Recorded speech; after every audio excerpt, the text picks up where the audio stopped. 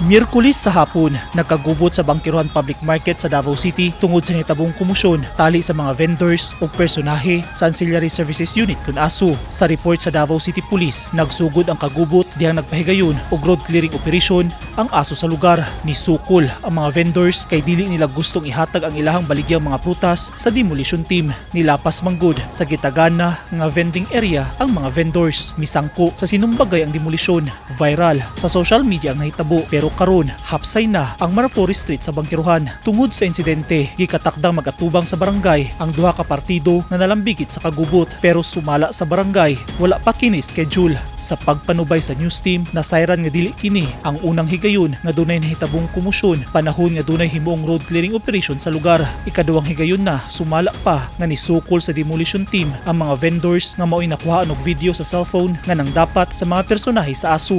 Sumala sa ubang sidewalk vendors, giabisuhan na sila sa himuong road clearing operation niadtong tungura. Sidewalk ko, literal. Wala kay pesto. Sa liwin ako sa grasag sa kuhan ng gamit na. Pero takbo na kayo ng tabang sa mga. Unsa ka lisod, dili gid siya lisod. Dili gid siya lisod sa pakon. Dili ko di siya nakatuman ng respeto sa isang tao. Simple na trabaho na nila. O patapin kita. Kaya ilan yung trabaho good. That's my mother. Kaya di po sila mo tumat ang trabaho. Wala, yun sila nilang kan. Sana pag-disiplina man ng sidewalk sir. Dili sab sumala pa tinuod nga kalit na lang gipang kumpiska sa mga personahe sa ASU ang baligyang prutas sa mga vendors. Pagid na all the time ang road clearing. Dili na ingon nga all the time tanan panahon ay panahon nga mamadlong ra gyud na sila. O paniyog lang, atras lang. Katong adlaw bago pa gyud nag-clearing namadlong sila. Warning ka na, matula ka warning ano na diyan na sila kawira. Una kagaya na nila warning Lang ginagay.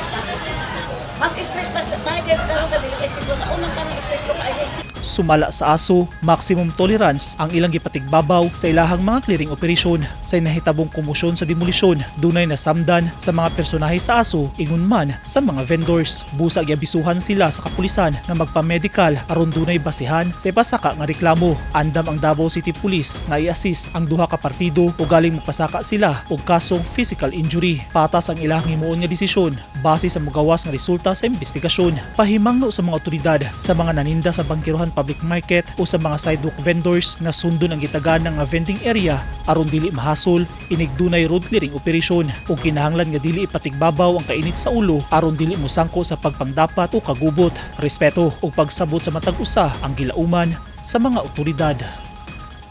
Eugene Hinutan, Newsline Philippines. Stay safe.